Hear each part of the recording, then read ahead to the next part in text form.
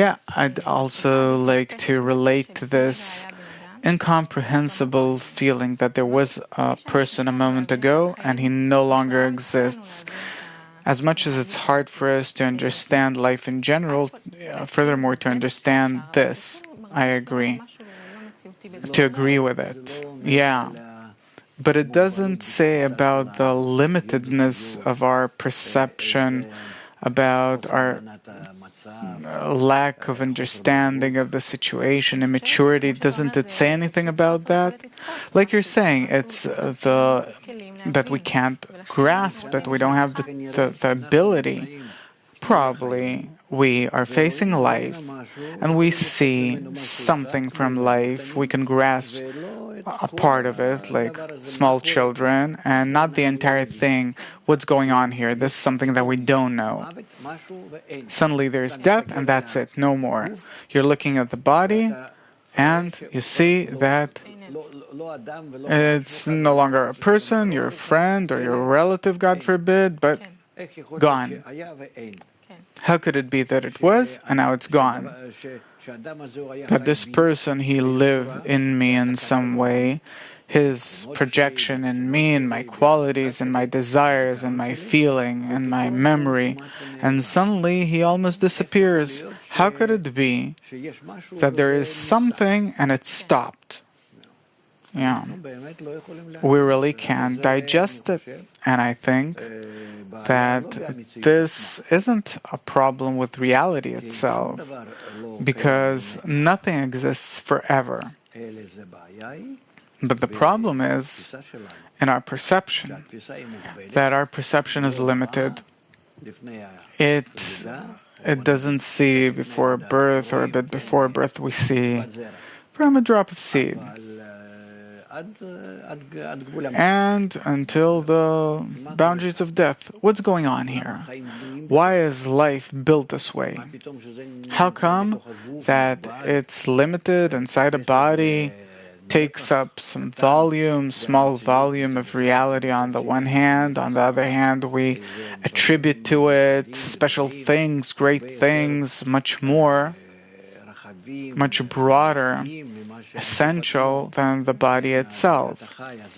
This animalistic level that exists before me, that's true.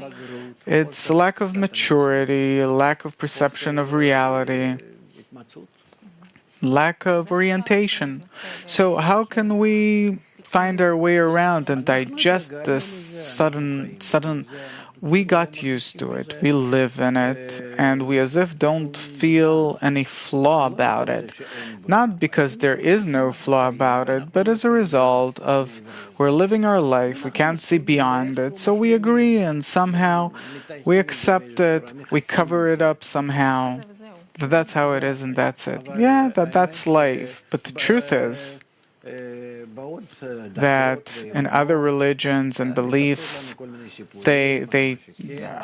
in religions and beliefs, they tell stories that it's like this, like that. You can believe them because you have no choice, and it's a kind of a compensation for what we call our life, that it suddenly ends, and so on. But really, we have to see things much more, how to put it, maturely, and we have the ability to do it. What do you mean maturely? Maturely meaning that we will see beyond life and death, beyond the small reality that we see now, right now. Can we see reality on a higher level, meaning not to be as little animals and to see everything from our body through our 5 bodily senses: smell, taste, touch, seeing, hearing, or we'll develop other senses, outer body senses that don't exist in our corporeal body, outside of our body, that don't exist inside this body of ours, which is the animate level. The wisdom of Kabbalah speaks about it all. That's why it's called the wisdom of Kabbalah. In Hebrew means perception, reception. How can we open up our eyes and see a truer, broader reality and see it here and now? After the body dies, I don't know what happens. And the wisdom of Kabbalah, it explains that really we live in a very special way, that we are on the animate level like all other animals. We exist for a certain period of time, our body exists, and throughout this period of time we have a wondrous opportunity to reach a higher degree, the degree of a human being, Adam in Hebrew, which also means to be similar to a higher world, the eternal world, the complete world and whole. And we can do that if we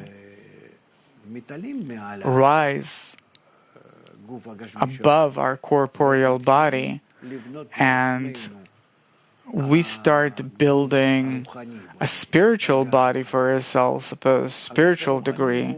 The spiritual body, it's the opposite to what we're experiencing today, the way we feel ourselves. It's truly spirit. What does it mean? That it's a force without body. What is a force without body?